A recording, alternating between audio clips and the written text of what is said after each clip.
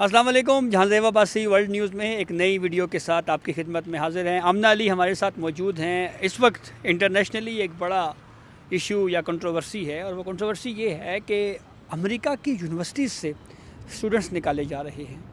یہ اسٹوڈنٹس کیوں نکالے جا رہے ہیں؟ ٹرمپ انتظامیہ کے ان اقدامات کے پیچھے وجوہات کیا ہیں؟ آج اس ویڈیو میں سمجھیں گے آمنہ سے. آمنہ، شکریہ آپ کے وقت کا.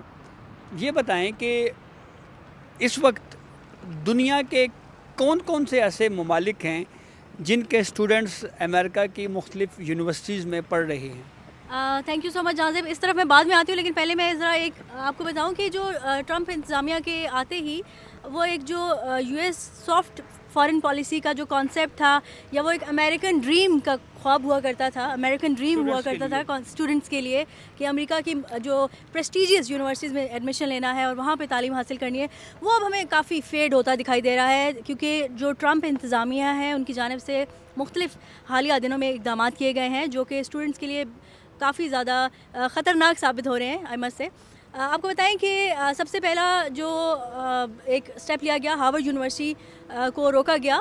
انٹرنیشنل اسٹوڈنٹس کو مزید اب وہ ایک تو نئے آنے والے اسٹوڈنٹس کو بھی اکاموڈیٹ نہیں کریں گے، اور جو آلریڈی وہاں پر زیر تعلیم ہے ان کو بھی نکلنے کا کہہ دیا گیا ہے. اور یہ کہا گیا ہے کہ آلٹرنیٹ جو یونیورسٹیز ہیں وہاں پر ایڈمیشن لیں. اور یہ تب کہا گیا ایز اے ریزلٹ کہ جب ہارورڈ یونیورسٹی نے انکار کیا اسٹوڈنٹس کی جو اسٹوڈنٹس کا ڈیٹا ہے وہ پرووائڈ کرنے میں.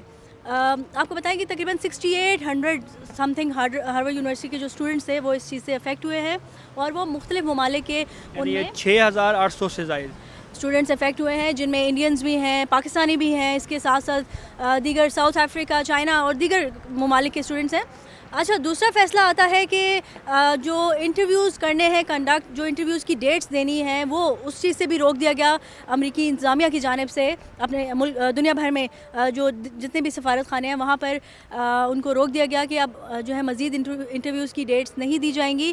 ہاں، جن کو آلریڈی انٹرویو کے لیے ڈیٹ دی جا چکی ہے ان کو جو ہے جسٹ الاؤ ہے، ان کا انٹرویو کر سکتے ہیں، باقی روک دیا گیا. اور جو تیسرا ایک امپورٹنٹ فیصلہ وہ یہ تھا جو کہ گزشتہ روز American secretary of U S secretary of state department جو مارکو روبیو ہیں ان کی جانب سے یہ کہا گیا کہ چائنیز اسٹوڈنٹس کے جو ویزاز ہیں وہ ریووک کیے گئے ہیں. تو آپ کو بتائیں کہ اس وقت جو گزشتہ ایک سال کا ڈیٹا آیا ہے سامنے، اس میں سب سے زیادہ انڈیا 3,33,000 سم تھنگ کا فگر آ رہا ہے، جبکہ جو چائنا ہے اس میں 2,70,000 سے زائد جو اسٹوڈنٹس ہیں وہ زیر تعلیم ہیں. اور پھر تقریباً مور دین 43,000 سم تھنگ ساؤتھ افریقہ سے اسٹوڈنٹس بھی وہاں پر زیر تعلیم ہیں.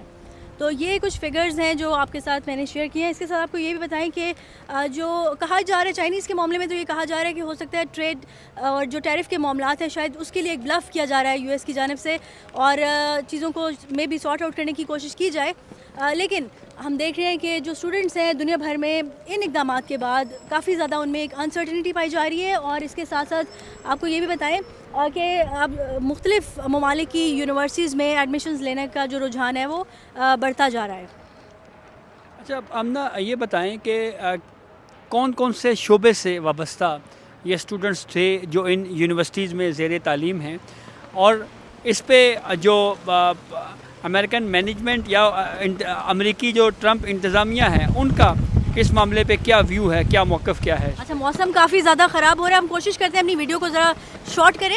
اچھا، ایسا ہے کہ ایک تو آپ کو بتائیں کہ جو آپ نے ڈپارٹمنٹس کی بات کی، سب سے پہلے آرٹیفیشیل انٹیلیجنس، ٹیلی کام انڈسٹری، ایروسپیس اور اس سے ریلیٹڈ جو انڈسٹریز ہیں، ایون میڈیسن کی انڈسٹری، یہاں پر جو ہے اسٹوڈنٹس چائنیز اسٹوڈنٹس جو ہیں انہوں نے متاثر ہو رہے ہیں. ہاں، امریکی یونیورسٹیز میں جو ہے تعلیم حاصل کی اور اپنے ملک واپس جا کر انہی فیلڈز میں اپنی خدمات سر انجام دے رہے ہیں.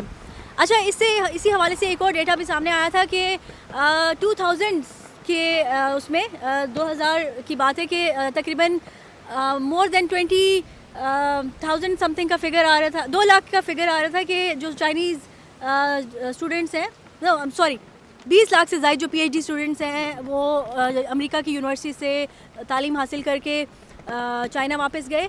اور یہ اسپیسیفکلی بات ہو رہی تھی آرٹیفیشیل انٹیلیجنس کے جو اب فگرز آ رہے ہیں. تقریباً دیکھا یہ جا رہا ہے کہ ریسرچرز کی جانب سے کہ جو امریکی اسٹوڈنٹس ہیں وہ اس فیلڈ میں کم ہیں، جبکہ چائنیز جو ہیں وہ اس آرٹیفیشیل انٹیلیجنس کی فیلڈ میں بھرپور طریقے سے کامیابی حاصل کر رہے ہیں امریکہ سے تعلیم لینے کے بعد، اور اپنے ملک کو جو ہے فائدہ پہنچا رہے ہیں. اس کی ایک سب سے بڑی اگزامپل ہے چیٹ GPT کے مقابلے میں جو ڈیپ سیک سامنے آئی، تو دنیا بھر میں ہم نے دیکھا کہ بونچال مچ گیا تھا، اور چائنا کے حوالے سے یہ کہا جاتا ہے کہ ان کے لیے ایک بہت بڑی کامیابی ہے.